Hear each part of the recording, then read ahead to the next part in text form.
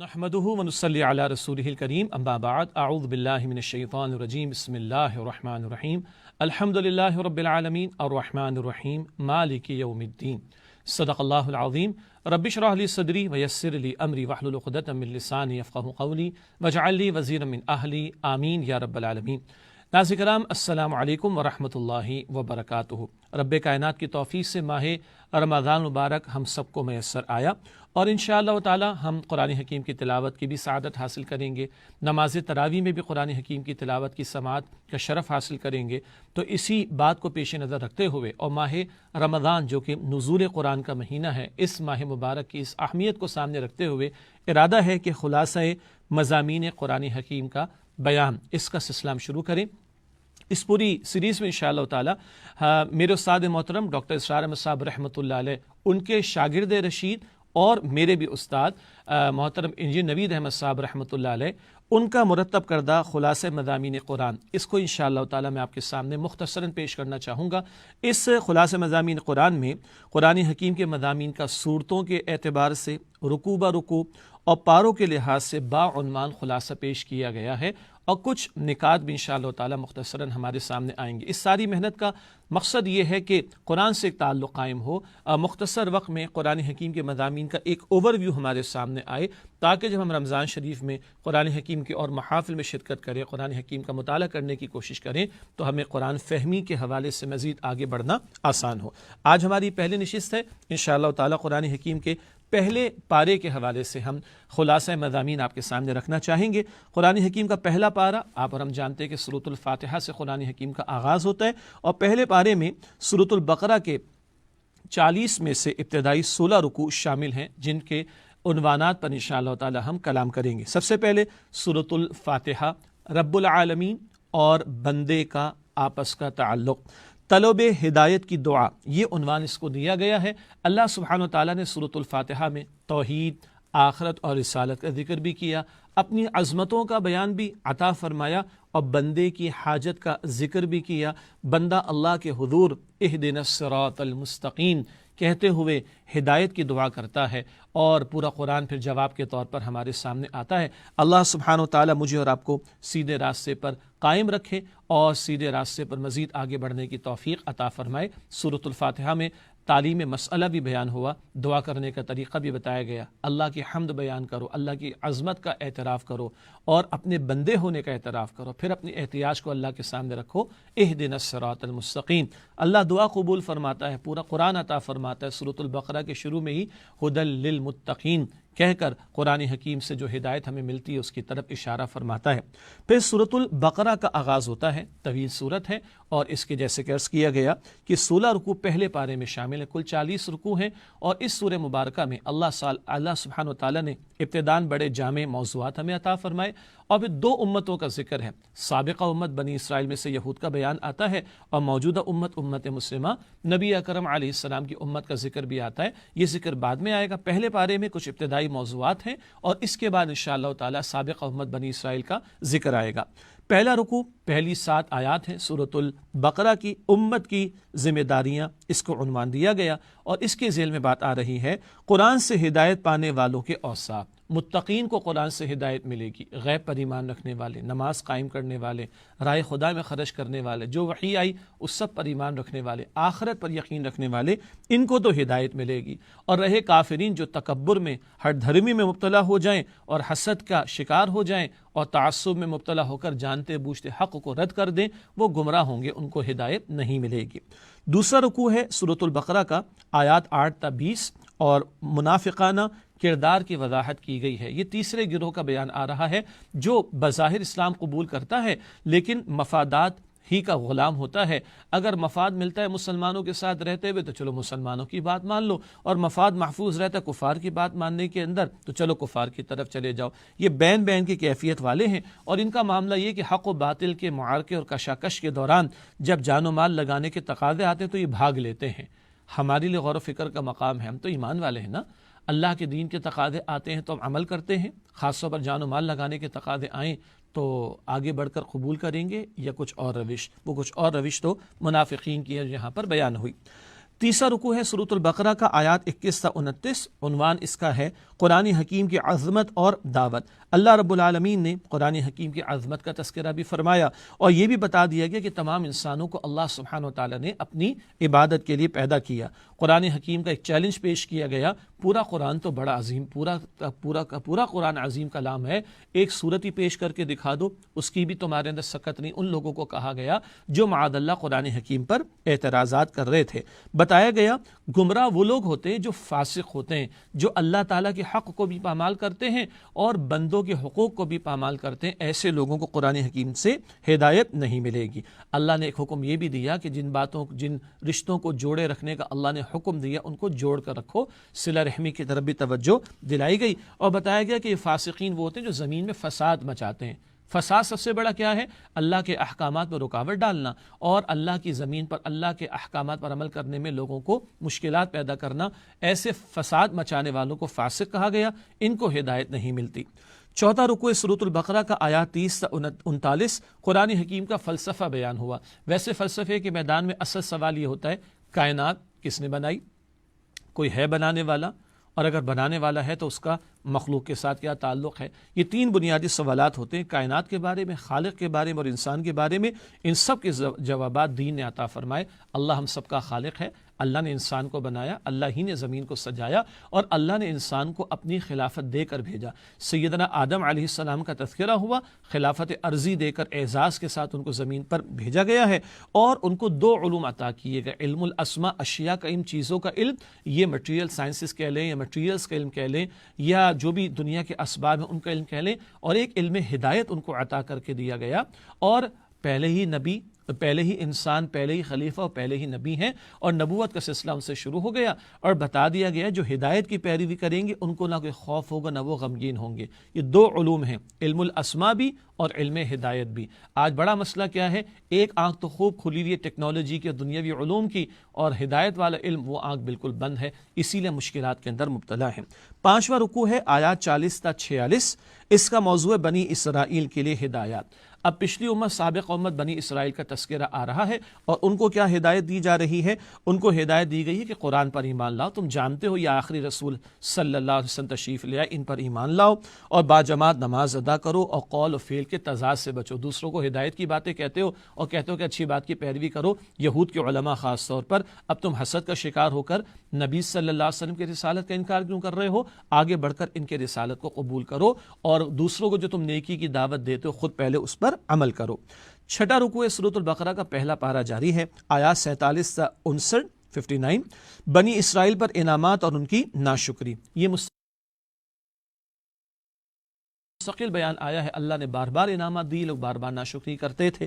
چنانچہ ذکر آتا ہے کہ اللہ تعالیٰ نے ان کو فرعون کے ظلم و ستم سے بچایا، ان پر صحرائے سینہ میں بادلوں کا سایہ بھی کیا، من و سلوہ سنا ہوگا نا آپ نے، وہ بھی ان کو عطا کیا گیا۔ لیکن پھر کیا ہوا؟ انہوں نے بچڑے کی پوجا پاٹ اختیار کر لی، اس کو معبود بنا لیا معاذ اللہ، اور موسیٰ علیہ السلام سے کہنے لگے ہم تو اللہ تعالیٰ کو کھلم کھلا اپنی آنکھوں سے دیکھنا چاہتے ہیں۔ ایسے بڑے بڑے بھاری سوالات انہوں نے کیے ہیں تو اللہ تعالیٰ نے ان کو مختلف قسم کے عذابوں میں مبتلا کیا۔ ہمیں کیا سمجھایا جا رہا ہے؟ اللہ کی نعمتوں کی ناشکری نہ کرنا اور طرح طرح کے بیجا قسم کے مطالبات نہ کرنا، بلکہ فرما برداری کی روش اختیار کرنا۔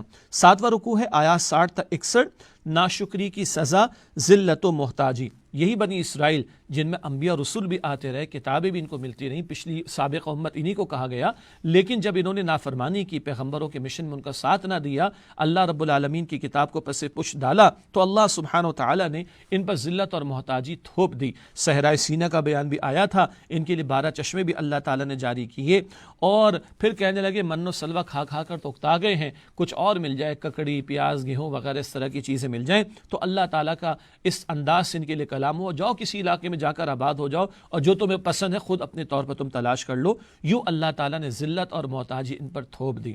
آگے یہ بھی ذکر قرآن نے کیا کہ اللہ کی آیات کو انہوں نے پس پش ڈالا اور انبیاء علیہ السلام کو شہید تک کیا۔ امت کو یہ سوچنا چاہیے، آج ہماری امت کو یہ سوچنا چاہیے اللہ کی کتاب کے ساتھ ہمارا رویہ کیسا ہے۔ نبوت کا دروازہ بند ہو گیا، اللہ کے نیک بندے علماء یہ امت کے اندر انبیاء کے وارث ہوا کرتے ہیں، کیا ان کے ساتھ رویہ اختیار کر رہی ہے امت؟ غور کرنے کی بات ہے۔ آٹھواں رکوع ہے سورہ البقرہ کی آیات 62 تا 71، اللہ تعالیٰ کی بے چون و چراں اطاعت کرو، جو حکم آ جائے اس کے اوپر عمل درآمد کرو۔ مشہور واقعہ ہے گائے کا قصہ، آپ کے علم ہے نا سورۃ البقرہ، بقرہ گائے کو کہا جاتا ہے، یہ مطلب نہیں کہ پوری سورہ بقرہ میں گائے کا تذکرہ ہے، لیکن اس رکوع میں یہ واقعہ آیا ہے اور ایک خاص پس منظر تھا۔ ایک شخص قتل ہو گیا، اس کے قاتل کا پتہ نہیں چل رہا تھا، اللہ تعالیٰ نے حکم دیا موسیٰ علیہ السلام کے ذریعے بنی اسرائیل کو ایک بچڑا ذبح کرو اور اس کا گوشت لے کر مقتول کو مارو گے، وہ زندہ ہو جائے گا۔ یہ بڑے پریشانی کس طرح کا حکم دیا جا رہا ہے بھائی، جب تم نے کہا کہ ہمیں پتہ بتائیے قاتل کا، تو اللہ تعالیٰ نے پیغمبر موسیٰ علیہ السلام کے ذریعے بتا دیا۔ اب سوالات ہو رہے ہیں، گائے کا سائز کیا ہوگا، اس کا کلر کیا ہوگا، اس کی عمر کتنی ہوگی، کیسی ہوگی، اتنی مشکلات خود اپنے لیے پیدا کی، سوالات کر کے بالآخر وہ گائے کو جیسے تیسے بھی ذبح کرنے پر تیار ہو گئے۔ اس کے پیچھے بڑی حکمت تھی، وہ آگے ابھی آ رہی ہے انشاءاللہ۔ ایک اہم بات یہ آتی ہے کہ غیر ضروری سوالات، بیجا سوالات جن کا عقیدے سے عمل سے نجات سے تعلق نہ ہو، اس سے ہمیں بچنا چاہیے۔ یہ حرکت تو بنی اسرائیل کی تھی۔ 9واں رکوع ہے، آیات 72 تا 82، بنی اسرائیل کے عوام اور علماء کا حال۔ بتایا گیا کہ بنی اسرائیل کے عوام وہ بس خواہشات کی پیروی کرتے تھے، دین کا علم تو ان کے پاس کچھ تھا نہیں، اپنی خواہشات کے مطابق عمل کرتے تو سمجھتے ہم تو بخشے بخشائے ہیں، یہ زعم اور گھمنڈ ان کو تھا جس میں وہ مبتلا تھے۔ اور ان کے علماء کا حال کیا تھا؟ جو شریعت کو جانتے بھی تھے، علماء سو، برے علماء، وہ جانتے بوجھتے غلط فتوے لوگوں کو دیتے تھے، غلط سوالات کے غلط جوابات دیتے تھے، جس سے لوگ خوش اور ان کی جیبیں گرم ہوتی رہیں۔ بتایا گیا کہ ان کے لیے قیامت کے دن دگنا عذاب ہوگا۔ ان کا ایک باطل تصور بتایا کہ ہم تو بخشے بخشائیں، جہنم کی آگ تمہیں چھوئے گی نہیں سوائے چند دنوں کے، وہ جو ہم نے بچڑے کی پوجا پاٹ کر لی تھی۔ اللہ سبحانہ و تعالیٰ بتا رہے ہیں کہ جو کسی بڑے جرم میں مبتلا ہو جائے، کفر کا معاملہ ہو، شرک کا معاملہ ہو، ایسے بڑے گناہ میں مبتلا ہو جائے اور پھر اسی میں مبتلا رہے تو پھر تو وہ جہنم میں ڈالا جائے گا۔ ہاں، نیک عمل کرنے والے ایمان لا کر وہ جنت پائیں گے۔ ایک نقطہ، یہ جو گائے ان سے ذبح کروائی گئی، گائے کا تقدس ان کے دلوں میں آ گیا تھا، تو اللہ تعالیٰ نے گائے ذبح کروائی، کچھ نہیں رکھا اس گائے کے اندر جس کو تم نے معبود بنا رکھا، اور وہ مقتول زندہ ہوا تھا اور اس نے اپنے قاتل کا نام بتایا، تو بتا دیے کہ اس طرح اللہ مردوں کو زندگی دینے پر قادر ہے، جب تم مر جاؤ گے دوبارہ پیدا کرنے پر بھی اللہ سبحانہ و تعالیٰ تمہیں قادر ہے۔ 10واں رکوع ہے، آیات 83 تا 86، شریعت پر جزوی عمل کی سزا۔ بنی اسرائیل کے یہود کا تذکرہ ہے، ایک حکم شریعت کا مانتے دوسرا نہیں مانتے۔ اللہ سبحانہ و تعالیٰ فرما رہے یہ جو تم نے اللہ کی کتاب میں تقسیم کر ڈالی، کچھ مانتے کچھ نہیں مانتے، یہ اللہ کے قابل قبول نہیں، اس پر ذلت اور سزا ہے دنیا میں، اور آخرت میں بڑا شدید عذاب۔ ہم بھی رک کر سوچیں، آج نماز کا حکم تو مان رہے ہیں، لیکن بتائیے سود چھوڑنے کا حکم مان رہے ہیں؟ اندازہ کیجئے، شریعت نے اور بھی تو بہت سارے احکامات دیے، زکوٰۃ کا حکم اللہ نے دیا، روزے کا حکم اللہ نے دیا، حرام خوری سے بچنے کا حکم بھی تو اللہ نے دیا، فحاشی سے بچنے کا حکم بھی تو اللہ تعالیٰ نے دیا۔ یہ کچھ ماننا کچھ نہ ماننا یہ قابل قبول نہیں اللہ تعالیٰ کے ہاں۔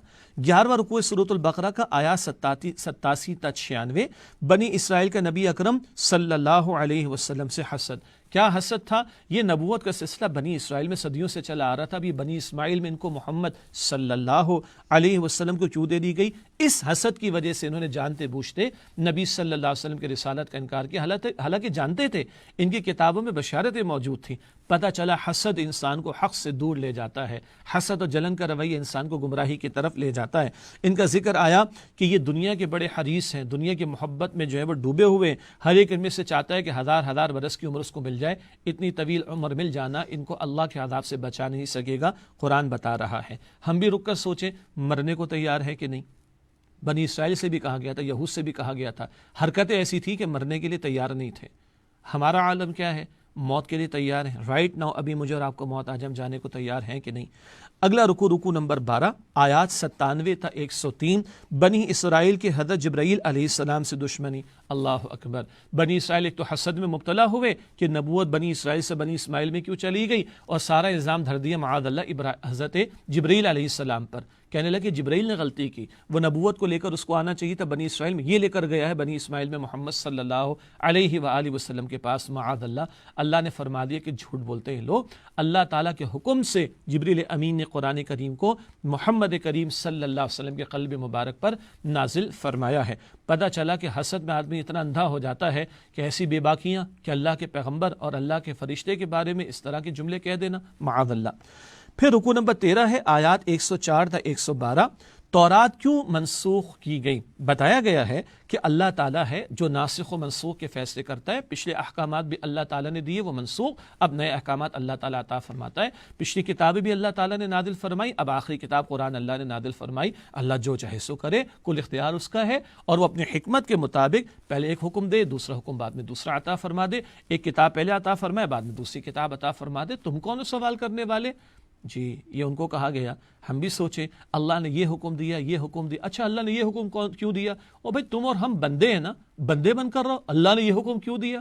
اپنے ڈومین میں رہنا چاہیے، اپنی اوقات میں رہنا چاہیے. اللہ کا اختیار، جو چاہے سو کہے، جو چاہے سو حکم دے. ہم بندے ہیں، بندے کا کام بندہ بن کر اللہ کے حکم کے سامنے اپنے آپ کو جھکا دینا ہے.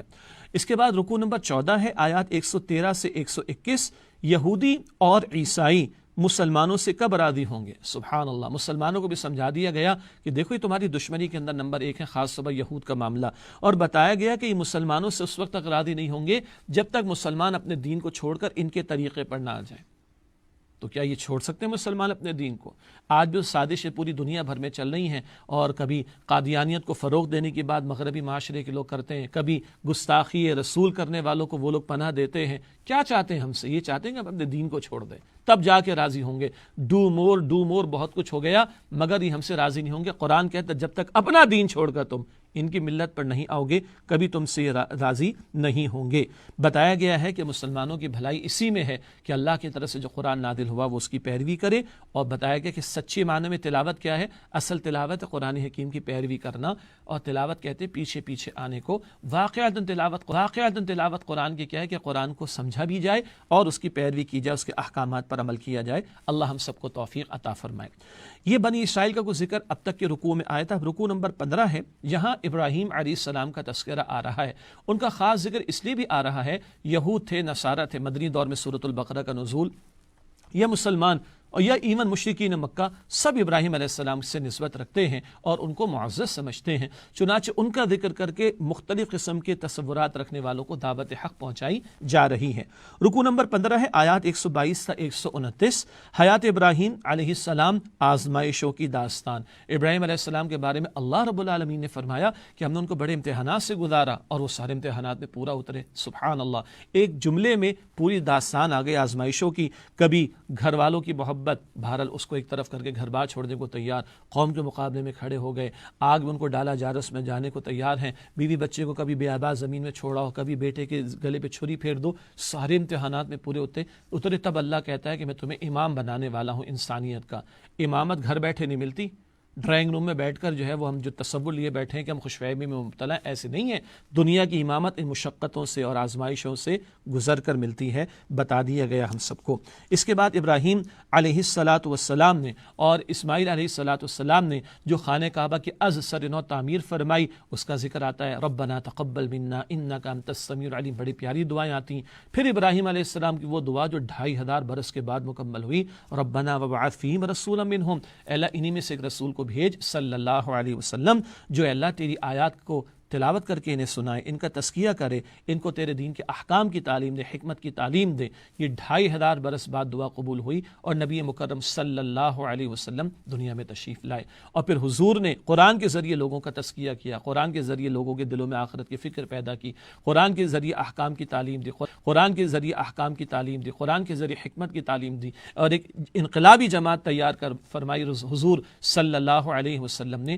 آج بھی انقلابی جماعت اگر تیار ہوگی تو قرآن کریم کے ذریعے سے، جیسے کہ یہاں پر اشارہ ہے.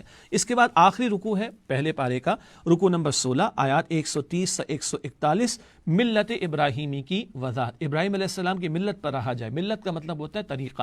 ابراہیم علیہ السلام کا طریقہ کیا ہے؟ جب رب نے انہیں کوئی حکم دیا انہوں نے کہا کہ میں تو اپنے رب کے حکم کے سامنے جھک گیا. ساری زندگی ملت کیا ہے؟ اللہ رب العالمین کے ہر حکم کے سامنے اپنے آپ کو جھکا دیا جائے. پھر یعقوب علیہ السلام کی وصیتوں کا ذکر ہے جنہوں نے اپنی اولاد کو کی کہ بیٹا ایک اللہ سبحانہ و تعالیٰ ہی کی عبادت کرنا. ان وصیتوں کے ساتھ قرآن حکیم کے پہلے رکوع کا اختتام ہوتا ہے اور آج کی ہماری نشست کو بھی ہم یہی مکمل کرتے ہیں. الحمدللہ ہم نے قرآن حکیم کے پہلے پارے کے 16 رکوع، ان کی آیات اور ان کے چند عنوانات کے تحت قرآن حکیم کے مضامین کا خلاصہ سمجھنے کی کوشش کی. انشاءاللہ آئندہ دوسرے پارے کے ساتھ آپ کی خدمت میں حاضر ہوں گے. اللہ پاک مجھے اور آپ کو، ہم سب کو قرآن حکیم سے مزید محبت عطا فرمائے اور اس کے تقاضوں پر عمل کرنے کی توفیق عطا فرمائے. آمین یا رب العالمین. وآخر دعوانا ان الحمد للہ رب العالمین.